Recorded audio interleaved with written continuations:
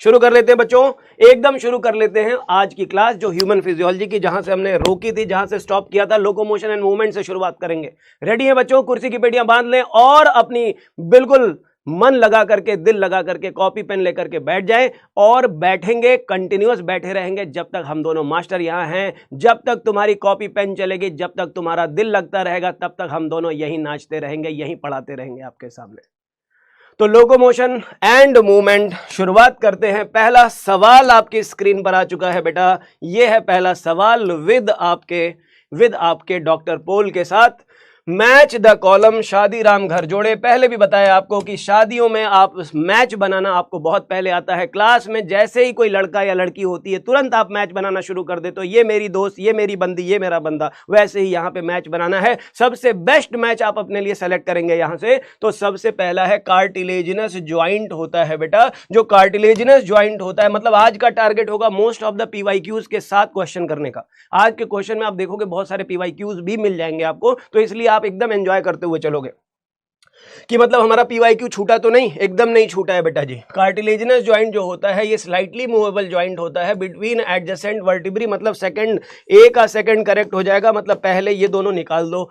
Ball and socket joint जो होती है वो होती है हमारे ह्यूमरस एंड पेक्टोरल गर्डल में, जहां पे आप देखते हो ग्लिनोइड कैविटी होती है पेक्टोरल गर्डल में, वहां पे ये फिट हो जाता है। फाइब्रस ज्वाइंट जो होते हैं वो इमूवेबल ज्वाइंट होते हैं, स्कल में पाए जाते हैं, सिन आर्थरोसिस कहा जाता है, व्हाइट फाइबर्स इसमें पाए जाते हैं। और सैंडल, अंगूठे में सैंडल, मैंने कई बार आपको बताया है, यहां पे बड़ा ही सिंपल सा सवाल है। फ्री मूवमेंट करने के लिए ये अंगूठा हमारा फ्रीली मूवमेंट कर रहा है और इसमें सैडल ज्वाइंट पाया जाता है। तो सेकंड का 2 हो जाएगा, थर्ड ऑप्शन का हो जाएगा 1 और यहां पे हो जाएगा थर्ड ऑप्शन, फोर्थ का 3 हो जाएगा। तो आंसर बना लेंगे सी ऑप्शन। बहुत सारे बच्चों ने सही किया होगा। पहले सवाल में तो मुझे लगता है आपने आग लगा दी होगी, आग लगा दी होगी बच्चों। 94% कमेंडेबल बच्चों, बहुत बढ़िया परफॉर्मेंस बेटा। मुझे लगता है कल के बाद आज आप में कॉन्फिडेंस भी बहुत ज्यादा बढ़ा हुआ है, उत्साह और एनर्जी पूरी तरह से बढ़ी हुई है, इसलिए इसको कंटिन्यू रखेंगे, बनाए रखेंगे। Which of the following statement are correct regarding skeletal muscle के लिए सवाल पूछा है। स्केलेटल मसल जैसे कि हम जानते हैं वॉलंटरी मसल्स होती हैं, और ये जो वॉलंटरी स्ट्राइटेड मसल्स होती है उससे रिलेटेड सबसे पहला स्टेटमेंट क्या कहता है? Muscle bundles are held together by collagenous connective tissue called fascicle। कह रहे हैं कि muscle fibres, muscle bundles are held together by collagenous connective tissue is called fascicle. तो आपको पता है ये फेशिया होती है।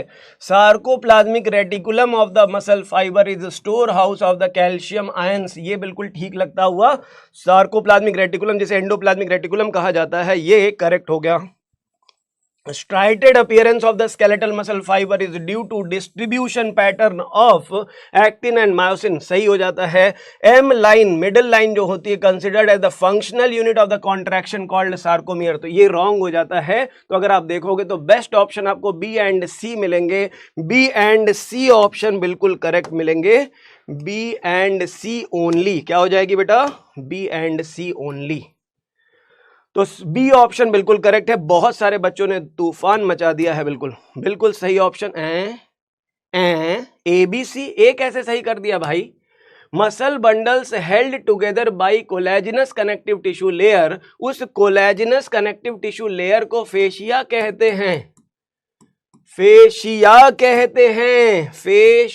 कहते हैं। तो मसल के बंडल को हम फेसिकल कहते हैं, लेकिन जो कोलेजिनस कनेक्टिव टिश्यू उसे बांध कर रखता है उसे हम फेशिया कहते हैं। इसका मतलब फिर से गवर्नमेंट बिक गई है, ईवीएम मशीन खराब है, इसका मतलब ऐसा नहीं है। आप याद रखेंगे बी ऑप्शन सही है, B and C only correct हो जाएगा। अगला सवाल जरा इसको सभी लोग फटाक से करेंगे। इसमें मैं आपको हेल्प नहीं करूंगा, आप आंसर करेंगे। इसमें मैं आपको हेल्प नहीं करूंगा, आप आंसर करेंगे। आप सभी लोगों की तरफ से यह आंसर सही होना चाहिए, बिल्कुल करेक्ट होना चाहिए। Palm bone, wrist bone, ankle bone, digit bones किसको कहते हैं, इस बेस पे आपको आंसर करना है।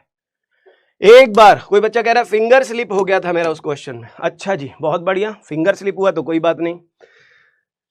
पाम बोन, पाम किसको कहते हैं? ई है हथेली, हाथ का पंजा, हाथ का पंजा। भाइयों और बहनों, हाथ का पंजा ध्यान रखेंगे। वोट किसको देना है आपको पता है? तो पाम बोन हाथ का पंजा, हथेली जिसे मेटाकार्पल कहते हैं, रिस्ट जिसे कहते हैं वो होती है गोरी है कलाइयां। क्या होती हैं? कलाइयां होती हैं जहां हरी हरी चूड़ियां पहनाई जाती हैं। और एंकल जो होता है जहां पे पायल की छन छन सुनाई देती है, पायल या झांझरिया जहां बजाई जाती है। और डिजिट जो होती है वो होती है उंगली, उंगली जिसे हम कहते हैं फैलेंजेस। क्या कहते हैं बेटा? फैलेंजेस कहते हैं। तो मैच कर दे, पाम जो होती है वो हथेली मेटाकार्पल, रिस्ट जो होगी वो कार्पल, एंकल जो होगी वो अंकल बन जाएगी टार्सल, और डिजिट्स जो होती है वो होती है फैलेंजेस। मतलब डी का वन पहले ये पता चल जाएगा एक ही ऑप्शन से। बाकी आप मैच कर सकते हो, ए का 2 हो गया, बी का 3 हो गया, सी का 4 हो गया। तो आंसर बनेगा D option, D will be correct. बहुत सारे बच्चों ने तूफान ला दिया है, मुझे लगता है बहुत सारे बच्चों का सही हुआ होगा। धोखा। अनुपम चौहान ने सबसे पहले करेक्ट आंसर दिया है चेरुब, तानिया, शिवम, रिवाइविन सोल, रिवाइविन सोल है भाई, श्लोक, इन लोगों ने सही जवाब दिया है। लेकिन गलती हो कहां रही है? यहां कहां गलती होगी बेटा? Modi, D, Modi, D, Modi. अरे चुनाव का बाद में सोच लेंगे भैया, पहले यहां देख लो। तुम सीधा एक तरफ इशारा किया, तुम उधर ही घूम गए, इधर इशारा किया उधर घूम गए, पंजा दिखाया तो तुम मोदी लिख रहे हो, मोदी लिखूंगा तो तुम कुछ और लिखोगे, मफलर लगा के घूमना शुरू कर दोगे। ऐसे थोड़ी होता है बेटा।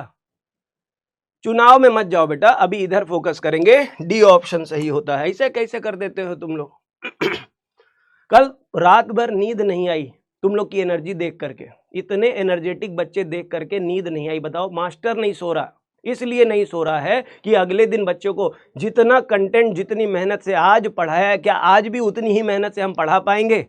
लेकिन केवल एक रीजन है जिसकी वजह से हम यहां पढ़ा सकते हैं, आपकी ऊर्जा, आपकी एनर्जी और आपकी परफॉर्मेंस। आप अगर इंप्रूवमेंट नहीं कर पा रहे हो, अपनी पढ़ाई में इंप्रूवमेंट नहीं दे पा रहे हो, तो ये मान के चलो हमारी मेहनत किसी काम की नहीं है, हम बेकार हैं, हम कुछ नहीं कर पाएंगे। फिर हमारी मेहनत तभी सफल हो पाएगी जब आपका इन्वॉल्वमेंट 100% होगा, आप खुद इन्वॉल्व हो गए 100%। और थोड़ा फोकस करो, अब गलतियों की गुंजाइश नहीं होनी चाहिए, अब गलतियों की गुंजाइश नहीं होनी चाहिए। 11th पार्ट का सिलेबस खत्म करेंगे, 12th का शुरू करने वाले हैं, तो फटाफट से आप लोग अपने आप को एकदम इन्वॉल्व कर दो। 2 दिन और बस, पूरे साल से कहते आ रहे हैं ना, बट एक साल बेटा, 6 महीने 4 महीने, अब केवल 2 दिन और रह गए। तो इसलिए आप अपनी एनर्जी लेवल को डाउन मत होने दो, थोड़ा सा और लग जाओ, थोड़ा और ध्यान से क्वेश्चन को पढ़ो, तब आंसर करो। अगले सवाल का जवाब देंगे सभी लोग, बहुत इंपॉर्टेंट क्वेश्चन है। इस तरह के क्वेश्चन, डिसऑर्डर वाले क्वेश्चन पूछे जाने की संभावनाएं बहुत ज्यादा है, इसलिए इस तरह के क्वेश्चन को करना आपके लिए मैंडेटरी हो जाता है, जरूर हो जाता है। इसलिए ये क्वेश्चन देखते हैं। ऑस्टियोपोरोसिस, हड्डियों में पोरोसिस का मतलब पोर्स होता है, लेकिन यहां पे पोरोसिस का मतलब है कि बोन्स का डीमिनरलाइजेशन हो जाए, बोन का डिसोल्यूशन हो जाए, रीजॉर्प्शन इंक्रीज हो जाए, हड्डियां कमजोर हो जाए और उनका फ्रैक्चर का, टूटने का खतरा बढ़ जाए, हड्डियों का कैल्शियम मास रिमूव हो जाता है, इसे कहते हैं osteoporosis. Demineralisation of the bone, removal of the calcium, removal of the mineral content, रीजॉर्प्शन of the mineral content, dissolution of the mineral content, इसे कहते हैं ऑस्टियोपोरोसिस। और इसका जो मेन रीजन होता है that is increase level of oestrogen. Question में लिखा है, गलत बात है, याद रखेंगे। आफ्टर मेनोपॉज, बहुत इंपॉर्टेंट पॉइंट है, आफ्टर मेनोपॉज फीमेल्स में मेंस्ट्रुअल साइकिल के स्टॉप होने के बाद कैल्शियम का लेवल डाउन हो जाता है, क्योंकि वहां गोनाडोट्रोपिन्स इंक्रीज होती है, लेकिन ओवरी के अंदर ओवरियन फॉलिकल्स नहीं होते हैं, इसलिए ओवरियन हार्मोन जिसे हम एस्ट्रोजन एंड प्रोजेस्टेरॉन कहते हैं, इसका लेवल भी बहुत डिक्लाइन कर जाता है। और दूसरा जो रीजन होता है, पैराथायराइड हार्मोन जो होता है PTH, इसका एक्सेसिव सिक्रीशन। आप 2 बातें याद रखेंगे, पैराथ्रोमोन का एक्सेसिव सिक्रीशन और एस्ट्रोजन का लो सिक्रीशन, ये दोनों मेन रीजन है ऑस्टियोपोरोसिस के। क्वेश्चन में दिया है increased level of oestrogen, wrong option होगा, पहला ऑप्शन बिल्कुल सही है, स्टेटमेंट 1 करेक्ट है, A is correct but B is wrong, reason wrong है उसका, तो D ऑप्शन बनेगा, 4th ऑप्शन करेक्ट हो जाएगा। 80% बच्चों ने सही जवाब दिया है, बहुत अच्छी बात है। आगे चलते हैं। डिजीज बेस्ड क्वेश्चन, मैंने पहले भी बताया ह्यूमन फिजियोलॉजी में डिजीज और डिसऑर्डर वाले पार्ट से एक क्वेश्चन 100% श्योर है, कोई डाउट नहीं है, चाहे वो रेस्पिरेटरी डिसऑर्डर हो, चाहे वो सर्कुलेशन का डिसऑर्डर हो, एक्सक्रीशन का हो, लोकोमोशन का हो, न्यूरल पार्ट में दिया हो, वैसे तो न्यूरल पार्ट में हटा ही दिया है पूरा का पूरा डिसऑर्डर वाला पार्ट, अब रहता है एंडोक्राइन वाला पार्ट। तो यहां पे जिन चैप्टर्स में भी डिसऑर्डर्स गिवन है वो सारे आपको याद करने हैं। मस्कुलर डिस्ट्रॉफी याद रखेंगे, ये जो एमडी है मस्कुलर डिस्ट्रॉफी, इस मस्कुलर डिस्ट्रॉफी में एक जेनेटिक डिसऑर्डर है, ये इनहेरिटेड डिसऑर्डर होता है, डिस्ट्रोफिन प्रोटीन की डेफिशिएंसी होती है, जेनेटिक डिसऑर्डर है। तो पहला ही स्टेटमेंट रॉन्ग हो गया, ये मायस्थेनिया ग्रेविस के लिए है। आर्थराइटिस ज्वाइंट इन्फ्लेमेशन, आर्थ्रॉन का मतलब होता है ज्वाइंट, आइटिस मतलब होता है इन्फ्लेमेशन, स्वेलिंग हो जाती है, डैमेज हो जाती है टिश्यू की, उसे कहते हैं इन्फ्लेमेशन ऑफ ज्वाइंट्स। तो इन्फ्लेम्ड ज्वाइंट्स के लिए हम टर्म यूज करते हैं आर्थराइटिस। अलग अलग टाइप की होती है, रूमेटॉइड आर्थराइटिस होती है, गाउटी आर्थराइटिस होती है, ऑस्टियो आर्थराइटिस होती है, डीजेनरेशन होने लगता है बोन का ज्वाइंट्स वाले पार्ट्स में, उसे कहते हैं ऑस्टियो आर्थराइटिस। रूमेटॉइड आर्थराइटिस जो होती है इम्यूनोग्लोबुलिन की वजह से होती है, ऑटो इम्यून डिसऑर्डर कहते हैं। और गाउटी आर्थराइटिस यूरिक एसिड के जमा हो जाने की वजह से होता है। तो आर्थराइटिस मतलब इन्फ्लेम्ड जॉइंट्स। टिटैनी का मतलब होता है wild contraction of the muscle, tetanic contraction of the muscle, wild contraction of the muscle, जिसे हम कहते हैं स्पैज्म, रैपिड कॉन्ट्रैक्शन। स्पैज्म का मतलब होता है ऐंठन, ऐंठ जाती है मसल्स, मसल्स में ऐंठन आ जाती है, सस्टेन्ड कॉन्ट्रैक्टेड स्टेट में चली जाती है बॉडी में लो कैल्शियम की वजह से। मायस्थेनिया ग्रेविस एक ऑटो इम्यून डिसऑर्डर है, यहाँ जेनेटिक डिसऑर्डर लिखा है, रॉन्ग है, मतलब ये डेफिनेशन मस्कुलर डिस्ट्रॉफी की है और मायस्थेनिया ग्रेविस की डेफिनेशन यहां से आ जाएगी, ये मैच हो जाएगा। लेकिन क्वेश्चन में पूछा है करेक्ट मैच कौन है, आंसर हो जाएगा बी ऑप्शन, सेकेंड ऑप्शन। तो इस क्वेश्चन का सही आंसर बनाएंगे बी ऑप्शन, बिल्कुल correct. Next question, correct statement क्या है? Actin and regulatory proteins are located. चलो ये सवाल आपके लिए है, dedicated to my talented students, मेरे प्यारे प्यारे बच्चों के लिए ये डेडिकेटेड है। चलो बताओ, इसका आंसर खुद करेंगे आप लोग, जल्दी से करेंगे, कुछ भी भूलेंगे नहीं, सब कुछ करेंगे। जो भी क्लास 11th में कल हमने क्वेश्चन कराए थे, जो आज कराए जाएंगे और जो कल क्लास 12th के कराए जाएंगे, इन सारे क्वेश्चन को आप अपने दिमाग में बिल्कुल याद रखोगे, एग्जाम में बहुत हेल्प करने वाले हैं, कुछ भी नहीं भूलना है आपको। ला ला ला ला ला ला ला ला, तुम मुझे यूं भुला न पाओगे, जब कभी भी सुनोगे गीत मेरे, संग संग तुम भी गुनगुनाओगे। भाई साहब भूलना नहीं है कुछ भी। Actin regulatory protein located in the thin filament, बिल्कुल सही बात है। रेगुलेटरी प्रोटीन किसको कहते हैं? मसल प्रोटीन में आप डिवाइड कर सकते हो, मसल प्रोटीन में 3 तरह की प्रोटीन्स होती है। अच्छे से अच्छा भी इसको याद नहीं कर पा रहा है बेचारा बच्चा, तो 3 तरह की प्रोटीन होती है, याद रखेंगे, आपको याद रखना होगा। एक होती है कॉन्ट्रैक्टाइल प्रोटीन, कौन सी प्रोटीन होती है? Contractile protein. एक होती है जिसे कहते हैं रेगुलेटर प्रोटीन, रेगुलेटर प्रोटीन कहते हैं, और एक होती है जिसे कहते हैं स्ट्रक्चरल प्रोटीन। क्या कहते हैं? स्ट्रक्चरल प्रोटीन कहते हैं। और इनमें आप देखोगे एग्जांपल, कॉन्ट्रैक्टाइल प्रोटीन में एक होती है आपकी एक्टिन और एक होती है मायोसिन, ये कॉन्ट्रैक्शन में हेल्प करती है। रेगुलेटर प्रोटीन का नाम होता है ट्रोपोमायोसिन। क्या नाम होता है? Tropomyosin and troponin. ट्रोपोनिन ये रेगुलेट करती है कॉन्ट्रैक्शन के प्रोसेस को, और ट्रोपोनिन कहते हैं। और स्ट्रक्चरल प्रोटीन में कई सारी प्रोटीन है, उसमें से एक नाम लिख देता हूं, डिस्ट्रोफिन। इसके अलावा भी बहुत सारी प्रोटीन है, टाइटिन प्रोटीन होती है, नेब्यूलिन प्रोटीन होती है, मायोमेसिन प्रोटीन होती है। लेकिन यहां पे अगर हम बात करते हैं तो ये 3 तरह की हमने कैटेगरी बना ली है। कह रहे ये थिन फिलामेंट में पाई जाती है, करेक्ट बात है। Z line anchor the myosin filament to the end of sarcomeres, कह रहे जेड लाइन एंकर करती है मायोसिन में to the ends of sarcomeres, wrong है ये। पूछा है करेक्ट स्टेटमेंट कौन है, पहला ही सही लग रहा है। Sarcoplasmic reticulum stores acetylcholine, wrong होता है। Myosin cross bridge contain calcium binding site, wrong है। ये कैल्शियम बाइंडिंग साइट ट्रोपोनिन पे पाई जाती है, मतलब 3 स्टेटमेंट रॉन्ग है, केवल एक सही होगा, ऑप्शन बन जाएगा ए ऑप्शन बिल्कुल करेक्ट। 6% बच्चों ने हाँ है। Actin and regulatory proteins located in thin filament, अरे भैया करेक्ट पूछा है, 6% कैसा किया तुम लोग हैं, बोलो बेटा ऐसे कैसे किया आप लोगों ने। ये क्वेश्चन तो बेटा आसान था, अगर आप देखो तो ये बहुत ही आसान सवाल था। अगर बेसिक कंसेप्ट नहीं क्लियर था तभी ये क्वेश्चन गलत किया आपने। जिन बच्चों ने भी ये गलती की है, केवल बेसिक गलती की है आपने, बेसिक कंसेप्ट की गलती की है आपने, लेकिन मुझे पता है अब ये दोबारा गलती नहीं होगी आपके एंड से। नेक्स्ट क्वेश्चन है बेटा स्लाइडिंग फिलामेंट थियरी। अगर हम बात करते हैं मसल कॉन्ट्रैक्शन की, स्लाइडिंग फिलामेंट थियरी बड़ा ही सिंपल है। ये है दोनों, जैसे आप देखते हो थिन फिलामेंट और थिक फिलामेंट में कैसे अरेंजमेंट है, ये थिन फिलामेंट है, ये थिक फिलामेंट। थिक फिलामेंट और थिन फिलामेंट में जब थिक फिलामेंट थिन से जुड़ता है तो क्रॉस ब्रिज बनता है, और उस क्रॉस ब्रिज बनने के बाद ये स्लाइड होती है। क्या होती है, ये स्लाइडिंग होती है।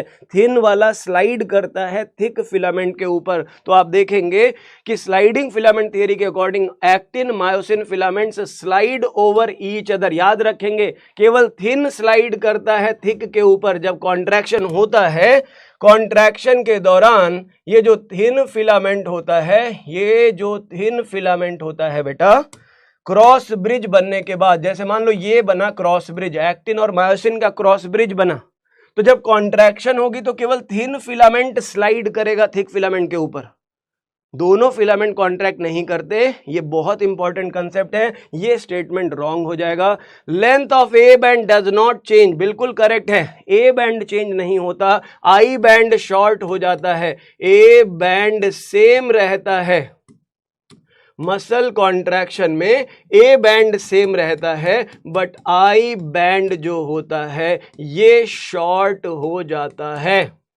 ये बहुत इंपॉर्टेंट पॉइंट्स हैं, इसको आप अपने दिमाग में, जहन में, कॉपी में, नोट्स में, जहां भी है लिख सकते हैं तो लिख लें।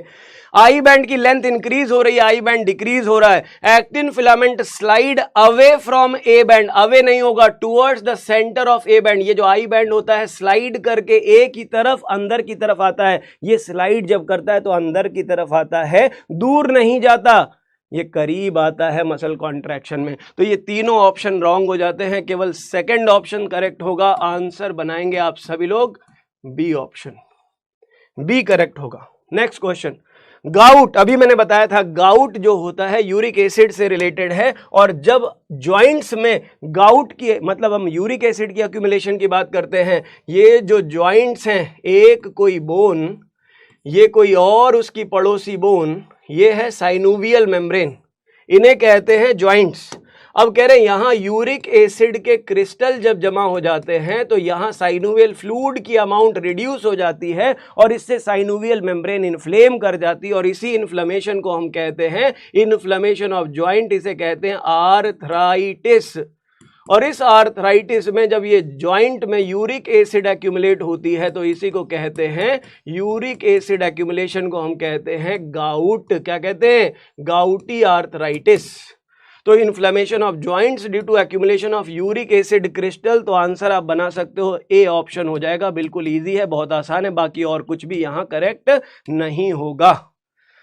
तो याद रखेंगे आंसर बी, आंसर ए होगा इस क्वेश्चन का, जहां पे एक्यूमुलेशन ऑफ यूरिक एसिड है करेक्ट जवाब, करेक्ट आंसर।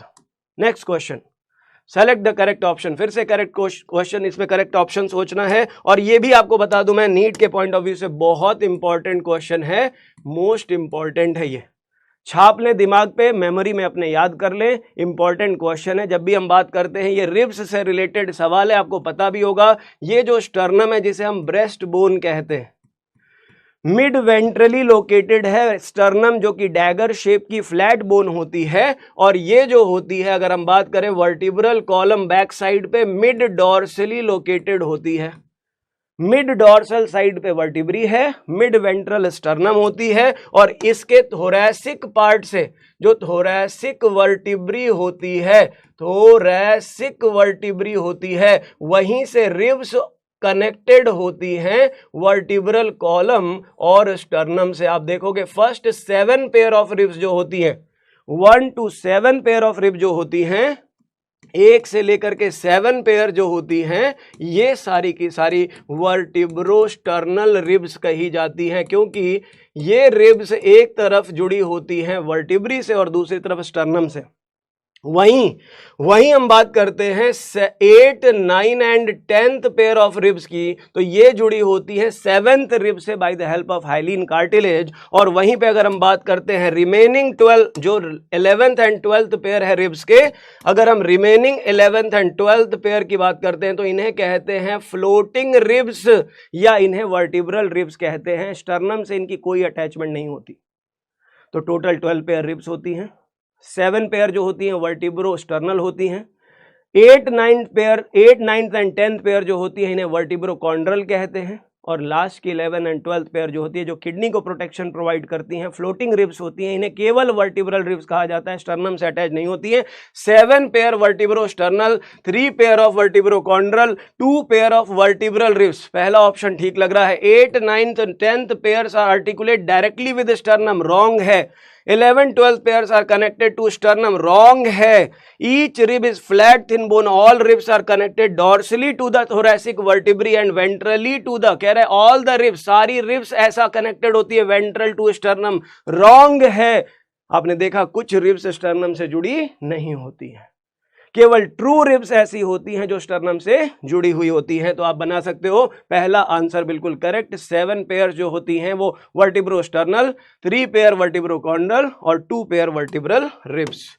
तो आंसर बनाएंगे first option, A option. Next question आपके सामने आता है, स्केलेटल मसल के लिए कैल्शियम का इंपॉर्टेंट रोल क्या है? और ये नीट का सवाल है, आया हुआ क्वेश्चन है, इंपॉर्टेंट क्वेश्चन है। आप इसको आंसर करोगे, आप सभी लोग इसको खुद से आंसर करोगे, मैं एक्सप्लेन करूंगा साथ में ही एक्सप्लेन करूंगा। आप खुद से इसको बनाओगे, खुद से बनाए बेटा। चले देखें क्वेश्चन, देखें आंसर करें। Calcium important in skeletal muscle contraction because it binds to troponin to remove the masking of active site on actin for myosin, activates myosin ATPase by binding to it. Wrong है ये कहानी बिल्कुल गलत है, ये कहानी बिल्कुल गलत है।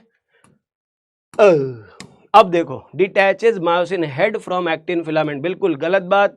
Prevents the formation of bond between myosin cross bridge and the actin filament, wrong. Calcium ion वो फैक्टर है जो एक्टिन और मायोसिन की दोस्ती को बढ़ाता है। याद रख लें बस इतना ही, कैल्शियम वो फैक्टर है कि जब वो प्रेजेंट होगा एक्टिन और मायोसिन की दोस्ती इंक्रीज होगी। तो आप ध्यान रखेंगे पहला ही ऑप्शन बिल्कुल करेक्ट होगा। अनमास्किंग के लिए जिम्मेदार होता है कैल्शियम आयन। क्या होता है कि जो एक्टिन फिलामेंट है, थिन फिलामेंट है, उस एक्टिन फिलामेंट के ऊपर जो मायोसिन बाइंडिंग साइट होती है, ये है मायोसिन बाइंडिंग साइट, इसी पे मायोसिन हेड की बाइंडिंग होती है और इसे मास्क कर रखा है ट्रोपोमायोसिन ट्रोपोनिन कॉम्प्लेक्स ने। ट्रोपोमायोसिन ट्रोपोनिन कॉम्प्लेक्स ने इसे मास्क कर रखा है, लेकिन जैसे ही कैल्शियम आयन की एंट्री होती है मसल कॉन्ट्रैक्शन के दौरान, जब कैल्शियम आयन यहां एंटर करता है और बाइंड करता है ट्रोपोनिन से, तो रिजल्ट होता है in presence of calcium ion, ये जो कह रहे मास्किंग साइट जो होती है, ये साइट जो ब्लॉक्ड है मायोसिन की जुड़ने की, ये साइट अनमास्क हो जाती है, फ्री हो जाती है। जैसा कि आप जानते हो प्रोटीन में कन्फर्मेशनल चेंज होता है। प्रोटीन में कोई फॉरेन फैक्टर, एक को फैक्टर जुड़ता है तो उसका कन्फर्मेशन, उसका स्ट्रक्चरल मॉडिफिकेशन होता है, और इसी स्ट्रक्चरल मॉडिफिकेशन को कन्फर्मेशनल चेंज कहते हैं। कैल्शियम की बाइंडिंग इसी टाइप का कन्फर्मेशनल चेंज करती है, और जो मास्क्ड साइट थी, उस मास्क्ड साइट को फ्री करने में कैल्शियम बहुत इंपॉर्टेंट रोल प्ले करता है, अनमास्किंग। तो याद रखेंगे, इंपॉर्टेंट क्वेश्चन है, आंसर ए बन जाएगा। बहुत सारे बच्चों ने करेक्ट किया होगा। चलो 96% मतलब ईवीएम हमारी सही हो चुकी है, ईवीएम खराब नहीं है, सही चल रही है। अगला सवाल है, lack of relaxation between successive stimuli in sustained muscle contraction is known as. Important question है, पीवाईक्यू में आया हुआ क्वेश्चन है। अगर हम रिपीटेड स्टिमुलस देते हैं, किसी भी मसल को नॉर्मल स्टिमुलस दोगे तो वो कॉन्ट्रैक्ट करके रिलैक्स कर जाएगी। एक सिंगल स्टिमुलस दिया तो कॉन्ट्रैक्शन और रिलैक्सेशन उसी का एक कंप्लीट पार्ट होता है जिसे सिंगल मसल ट्विच कहा जाता है। लेकिन हुआ क्या, अगर हम यही स्टिमुलस रिपीटेड टाइम देते हैं तो मसल को रिलैक्स होने का टाइम ही नहीं मिलता और उसका पूरा का पूरा कैल्शियम एग्जॉस्ट हो जाता है, सार्कोप्लाज्म में चला जाता है। जब तक वो कैल्शियम वापस नहीं आता तब तक मसल एक सस्टेन्ड कॉन्ट्रैक्टेड स्टेट में चली जाती है। उसी सस्टेन्ड कॉन्ट्रैक्टेड स्टेट को हम कहते हैं टिटैनस। क्या कहते हैं? उसे कहते हैं टिटैनस। तो यहां जो आप देख रहे हो ये सिंगल मसल ट्विच देख रहे हो। ट्विच का मतलब एक सिंगल स्टिमुलस मसल को दिया और मसल ने कंप्लीट कॉन्ट्रैक्शन और कंप्लीट रिलैक्सेशन किया। एक है कंप्लीट कॉन्ट्रैक्शन और एक है कंप्लीट रिलैक्सेशन। लेकिन यहां देख रहे हो जब हमने रिपीटेड स्टिमुलस दे दी, एक ही टाइम पे जब कई सारी स्टिमुलस दे देते हैं तो ऐसे में मसल को रिलैक्स होने का टाइम नहीं मिलता और जब मसल रिलैक्स नहीं होती तो वो कॉन्ट्रैक्टेड स्टेट में ही सस्टेन कर जाती है। इसे लॉन्ग टर्म में कॉन्ट्रैक्टेड स्टेट में चली जाती है। जब तक कि वो कैल्शियम पूरा वापस नहीं जाता तब तक वो मसल कॉन्ट्रैक्टेड रहती है। इसी को कहते हैं टिटैनस। तो tetanus will be the correct answer. यहां पे आ जाएगा B option. B will be the correct. Fatigue का मतलब होता है थकावट। जब मसल में लैक्टिक एसिड जमा हो जाती है due to accumulation of the lactic acid, anaerobic respiration हो रहा है, ऑक्सीजन की कमी हो गई है, एटीपी डिप्लीट करना पड़ा तो एनारोबिक रेस्पिरेशन करना पड़ा मसल को। तो ऐसे में मसल में जब ऑक्सीजन की कमी हुई, एनारोबिक रेस्पिरेशन हुआ तो एक्यूमुलेशन हो जाती है लैक्टिक एसिड की। इसी को कहते हैं फटीग। क्या कहते हैं? फटीग कहते हैं। ध्यान रखेंगे। अगला सवाल है which of the following joint allow no movement. जहां पे कोई भी मूवमेंट नहीं हो रहा। अगर बात करते हैं कौन सा ज्वाइंट ऐसा है जो मूवमेंट अलाउ नहीं करता, फाइब्रस ज्वाइंट जिसे हम सिन आर्थरोसिस कहते हैं। फाइब्रस ज्वाइंट जो होता है इसमें कोई मूवमेंट नहीं हो रहा तो आंसर बना देंगे A option. Cartilaginous joint slightly movable होता है। साइनोवियल ज्वाइंट परफेक्ट मूवमेंट करता है। बॉल सॉकेट परफेक्ट मूवमेंट करता है। इसलिए हम इन तीनों को रॉन्ग कहेंगे। जो मूवमेंट नहीं अलाउ करता, जैसे स्कल बोन में हमारी स्कल की बोन्स आपस में फ्यूज्ड है, उनमें कोई मूवमेंट नहीं हो रही, उसे कहते हैं हम सिन आर्थरोसिस फाइब्रस ज्वाइंट। तो आंसर बनाएंगे A option. Sliding filament theory से एक और सवाल आपके सामने आ गया। बहुत इंपॉर्टेंट है और बहुत ही सिंपल है। मैं आपको पहले भी बता चुका हूं, जब स्लाइड करते हैं थिक और थिन फिलामेंट तो उनके बीच में length of the filament unaffected रहते हैं। थिन स्लाइड करता है थिक के ऊपर। बस इतना याद रखना है, फटाक से आंसर करो। Myofilament slide past each other, actin shorten and myosin filament do not shorten। जैसे कि मैंने बताया कोई भी शॉर्ट नहीं होता, ना तो एक्टिन शॉर्ट होता है ना मायोसिन शॉर्ट होता है, दोनों ही केवल स्लाइड करते हैं। अगर हम बात करें तो ये है थिक फिलामेंट, ये है थिन फिलामेंट। तो कॉन्ट्रैक्शन के बाद इस थिक फिलामेंट के ऊपर थिन फिलामेंट क्या करता है? स्लाइड करता है। ये जब बाइंडिंग होती है तो ये इसको स्लाइड करवाता है, बस ये इसको अंदर की तरफ इनवर्ड स्लाइडिंग करवाता है। तो ये रॉन्ग हो जाएगा। Actin myosin filament shorten wrong है। Actin myosin do not shorten but rather slide past each other लिखा है, रॉन्ग है। दोनों नहीं करते, केवल थिन फिलामेंट स्लाइड करता है। रट डालो दिमाग में, अपने भेजे में घुसा लो इस चीज को। When myofilament slide past each other, myosin filament shorten while actin filament do not shorten। ये कह रहा है when मायोसिन फिलामेंट। अच्छा, ये यहां पे हम कहें, एक मिनट, स्टेटमेंट को एक बार पढ़ेंगे। Actin and myosin filament shorten, no, wrong. Actin and myosin filament do not shorten but slide past each other। ठीक लग रहा है ये। When myosin filament slide past each other, myofilament slide past each other, myosin filament shorten, ये भी wrong है। मतलब filaments short नहीं करते, फिलामेंट्स की शॉर्टनिंग नहीं होती, बस केवल स्लाइडिंग हो रही है अक्रॉस। ये सिंगल जो थिन फिलामेंट है इसके ऊपर स्लाइड कर रहा है। तो इस सारे ऑप्शंस में केवल एक ऑप्शन करेक्ट बन रहा है, वो है C option. Option C will be correct. बाकी सारे ऑप्शन इसमें कहीं भी करेक्ट नहीं है। फिलामेंट की लेंथ पे हम कहेंगे कोई असर नहीं पड़ता, फिलामेंट पे कोई असर नहीं पड़ता, केवल स्लाइडिंग होती है थिन फिलामेंट की थिक फिलामेंट पे। तो आप सी ऑप्शन करेक्ट बताओगे। अगला सवाल पूछा है ग्लिनॉइड कैविटी। तो हमने पढ़ा हुआ है फ्लैट एंड ट्रायंगुलर बोन के बारे में, जिसे कहते हैं स्कैप्यूला। सेकंड से सेवेंथ रिब के बीच में एक्सटेंडेड होती है ये, सेकंड से सेवेंथ रिब के बीच में एक्सटेंडेड होती है ये, और इसमें एक कैविटी पाई जाती है। इस कैविटी को हम कहते हैं ग्लिनॉइड कैविटी, और इसी ग्लिनॉइड कैविटी से आर्टिकुलेट करती है, ज्वाइंट बनाती है, बॉल एंड सॉकेट ज्वाइंट बनाती है। ह्यूमरस बोन का हेड यहां पे ज्वाइन करता है, इसे कहते हैं बॉल एंड सॉकेट ज्वाइंट। तो आप याद रखेंगे clavicle acromion, scapula acromion, clavicle scapula wrong, only one option correct, जहां पे ह्यूमरस बोन जो बाइसेप्स बोन होती है, ह्यूमरस बोन जो होती है वो पेक्टोरल गर्डल में स्कैप्यूला के साथ ज्वाइन करती है by the help of this ball and socket joint. क्या कहते हैं इसको? Ball and socket joint. इसी को कहते हैं हम, इसी को कहते हैं शोल्डर ज्वाइंट। तो option D will be correct, answer हो जाएगा डी ऑप्शन।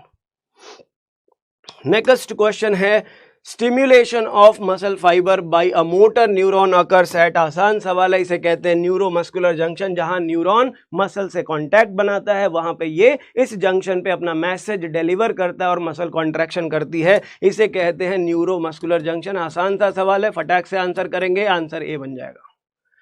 तो stimulation of the muscle fibre by a motor neuron, एक न्यूरॉन है जो मैसेज डिलीवर करना चाहता है, वो अपना मैसेज अपने टारगेट साइट पे जहां डिलीवर करता है उस जंक्शन को हम कहते हैं न्यूरोमस्कुलर जंक्शन। जैसे मान लो ये न्यूरॉन है, तो जिस मसल से ये ज्वाइन कर रहा है, इस मसल के साथ यहाँ जो ज्वाइंट बन रहा है इसे कहते हैं neuromuscular junction, NMJ, synapse junction. तो याद रखेंगे, इंपॉर्टेंट क्वेश्चन है ये भी।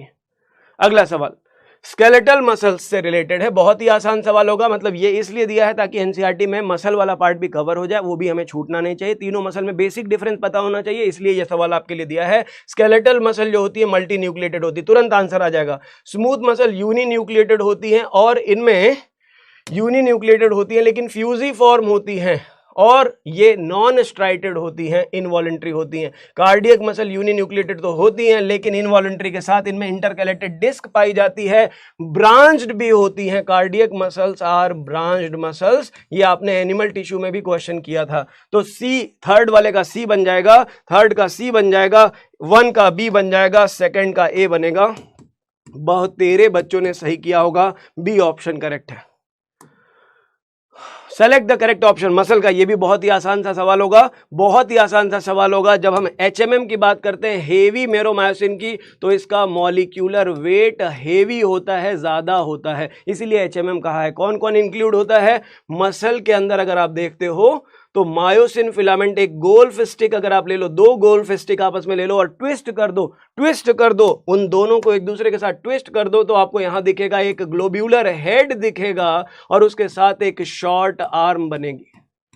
तो इन दोनों को मिला करके आप इसको देखोगे, मॉलिक्यूलर वेट हाई होता है, इसे कहते हैं HMM। और यहां पे पीछे वाले हिस्से में अगर टेल को देखो तो आपको ये मिलेगा, इसे कहते हैं LMM, जिसे कहते हैं लाइट मेरोमायोसिन। तो हेड प्लस शॉर्ट आर्म को हम कहते हैं HMM। तो आंसर बना देंगे सी ऑप्शन, बिना किसी डाउट के आंसर बनाएंगे। कभी क्वेश्चन इसमें भी ये भी आ सकता है, मायोसिन के हेड में और कौन कौन से पॉइंट होते हैं आप बताओगे? एक्टिन बाइंडिंग साइट होती है। क्या होती है?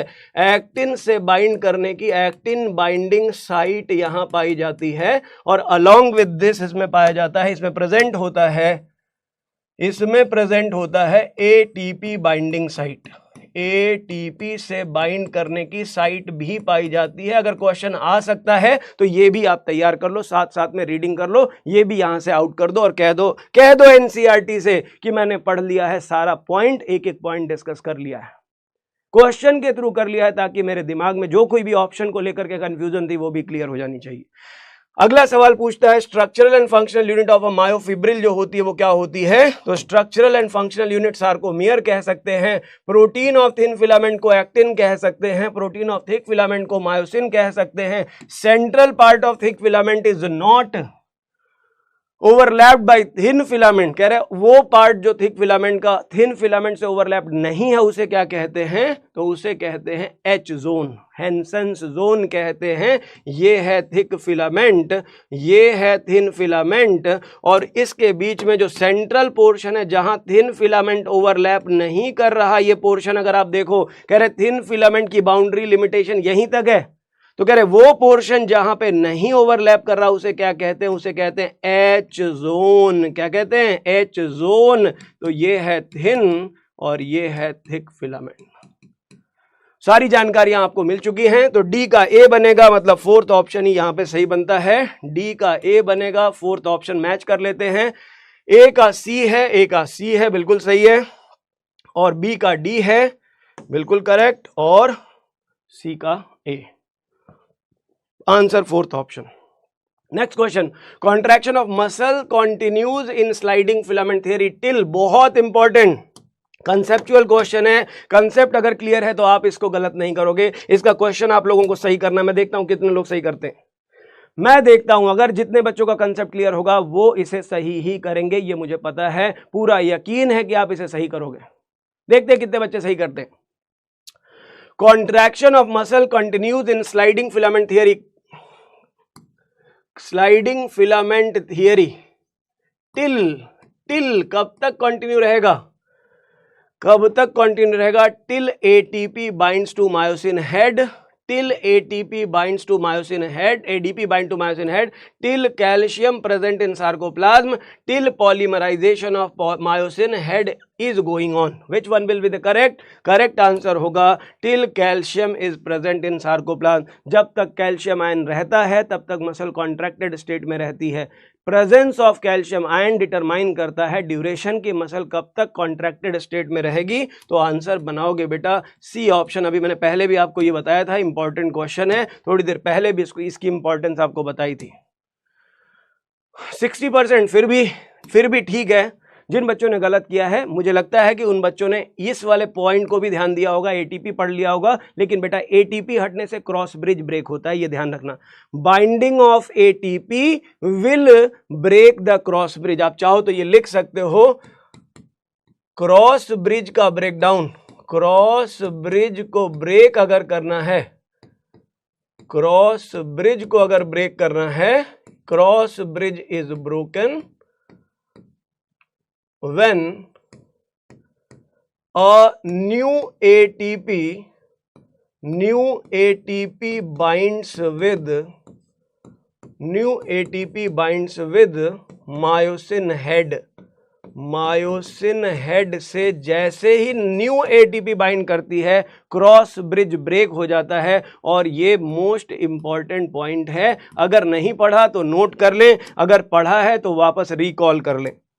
फैलेंजियल फॉर्मूला आपसे पूछा है, आपका फैलेंजेस का फॉर्मूला तो याद रखेंगे, चाहे वो हमारे हैंड की उंगलियां हों, चाहे वो पैर की उंगलियां हों, हर पार्ट में आप देखोगे 14 फैलेंजेस पाई जाती हैं। राइट हैंड में 14 फैलेंजेस पाई जाती हैं, लेफ्ट हैंड में 14 फैलेंजेस राइट लेग और लेफ्ट लेग में होती हैं, और उनका फॉर्मूला होता है 2 3 3 3 3। थंब से लेकर के अगर आप फर्स्ट फिंगर से शुरू करते हो, फर्स्ट फिंगर से शुरू करते हो, तो फर्स्ट फिंगर से अगर आप देखोगे तो यहां से लेकर के यहां तक आपके पास 2 digit 2 digit 3 digit 3 digit 3 digit 3 digit. तो ये जो फॉर्मूला होता है वो होता है 2 3 3 3 3 3 का, जो कि ये third option C option correct होगा। आंसर हो जाएगा C. Next question, neural canal is, neural canal क्या होती है? Neural canal is the solid portion of vertebrae, hollow portion होता है बेटा, हॉलो पोर्शन होता है वर्टिब्री का, जिसके थ्रू स्पाइनल कॉर्ड पास करती है, स्पाइनल कॉर्ड पास करती है। आंसर बनाएंगे B option, only B option will be correct. Next question, बहुत ही आसान सवाल एक बार फिर से आपके सामने पूछा है, skull region articulates with superior region of what? अगर आप स्कल की बात करते हो तो स्कल कहाँ जुड़ा होता है? अगर आप वर्टिब्रल कॉलम को अपने देखो, अपने नेक से लेकर के वर्टिब्रल कॉलम को देखोगे तो यहाँ वर्टिब्री के टॉप पे जुड़ा हुआ है ये आपका स्कल, ये है आपका स्कल, ये है वर्टिब्रल कॉलम, वर्टिब्रल कॉलम और यहां पे ये जुड़ा हुआ है superior region of vertebral column with the help of two occipital condyles. हम लोग डाई कॉन्डाइलिक होते हैं, हम लोग डाई कॉन्डाइलिक कहे जाते हैं। तो इंपॉर्टेंट क्वेश्चन है, इसे भी हमको याद कर लेना है एक पॉइंट के फॉर्म में।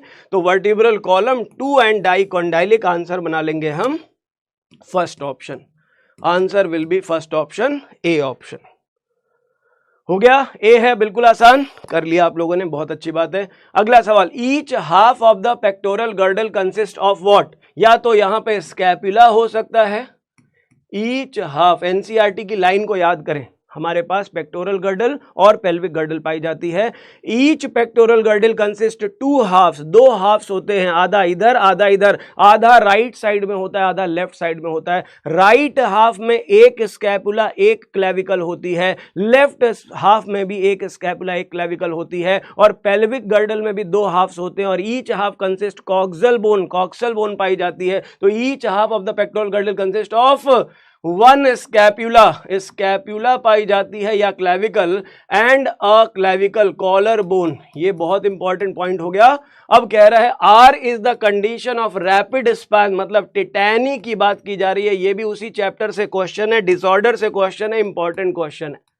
तो टिटैनी की बात कर लें तो लिख लें क्लेविकल स्कैपुला टिटैनी, जहां भी लिखा होगा क्लेविकल स्कैपुला टिटैनी, आंसर कर देंगे वही ऑप्शन, आंसर कर देंगे बी।